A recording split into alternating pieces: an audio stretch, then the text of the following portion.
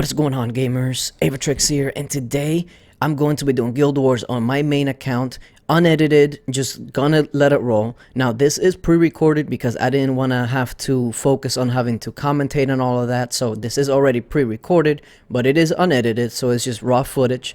So essentially, on my main account, I am going the Minotaur route, and the heroes that I'm using is Drake, Lil Nick, Cupid, Pumpkin Duke, Minotaur, and Trentar as a safety blanket, but almost 99% of the time I don't even have to use Lil Nick or Trentar the way that I'm doing it, and because of the way that these bases are designed. Now I do skip one base because I was not too confident on the timing, and because skipping that base just meant that I was only going to miss out on like 3 points, so it's not that big of a deal. I'd rather take the ones that I can be more confident on. And keep in mind that this Minotaur is 8/8 War God with 5/5 Bulwark Crest set. So that is a big point as to why I don't even have to use Lil Nick or Trentar. The whole point of this is if there is troops on the base, which nowadays there always is troops, I am using Drake with Phoenix to take care of the troops and also to soften up the buildings. Drake is not going to get you over 50% as long as you're careful. I mean, he can. As long as you're careful, he's not going to though. So once Drake takes care of the troops and soften off the buildings, what I then do is I send Pumpkin Duke out, I send Minotaur out, and then I hold my Cupid until I can make sure that Pumpkin Duke is going to get that second stack onto the Minotaur before the Minotaur procs.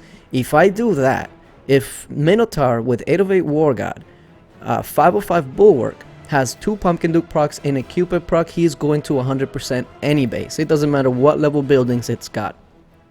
Especially after you soften up the buildings with Drake and Phoenix. So as you see there we go.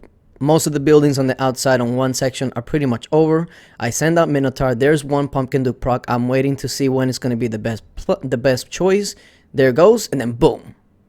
There we go. Easy peasy. Now, keep in mind that this is really important because if you for some reason mistime the proc and your Minotaur only gets 1 Pumpkin Duke and 1 Cupid proc, he probably will leave a few buildings, maybe not that many, but he'll leave a few. And essentially that is why you'll have Lil Nick. You'll set Lil Nick out on the farthest place you can put him away from the heroes and the buildings. And I have Lil Nick with Balloon, so not only is Lil Nick going to be proccing on the buildings, but so is the Balloon. And once that happens, let's say that Lil Nick doesn't do enough damage and they'll die. At that point is when you'll use Trentar, and what's going to happen is Lil Nick is going to revive, get another proc off, Drake is going to revive, get another proc off, and usually that is way more than enough. So as you can tell right here, I mean, I'm just walking through the bases. So long as I meet those first criterias, I should have no sort of issues whatsoever. Main one is going to be clear out the troops with Drake. I can do that, no problem. I just gotta be careful. And I think on this one is a good example of not overextending and knowing when to quit. Whenever you get up to the, I would say 35-ish%, if you're not too confident on the drop, just back out. Like on this one, I believe it gets up to like 35 or something %, and my Minotaur didn't have a building to proc on. The mistake that I did on this one was that I set Drake in a place where he was not going to die anytime soon. So right here, watch this. He, like, if Minotaur had a building to proc right there, it would have been at 100%, but his building got destroyed because Drake was still alive. And that I had to quit like at 35, which jumped to like 39. That's one thing. Drake is not going to make you jump 10-12% at a time. So if you're ever at like 35%, just start to quit unless you're confident that something is going to happen. And I wasn't on that one, so I just backed out. There's no point in committing on that one when I didn't have to. Now on this one, essentially what I changed is instead of dropping him on this side, I decided to drop him in the middle because it's going to make him die a little bit quicker, which is actually a good thing in this case. And he did his job. He softened up the buildings, he got rid of all the troops, and now all I have to do is make sure that Minotaur gets both of the Pumpkin Duke procs and then the Cupid proc, and that is going to be an automatic 100%. So Let's drop the Pumpkin Duke, let's drop the Minotaur, and then just wait for the Cupid proc to be perfectly. There we go. Bam. Easy peasy. So, I mean, that's really it. Clear the troops.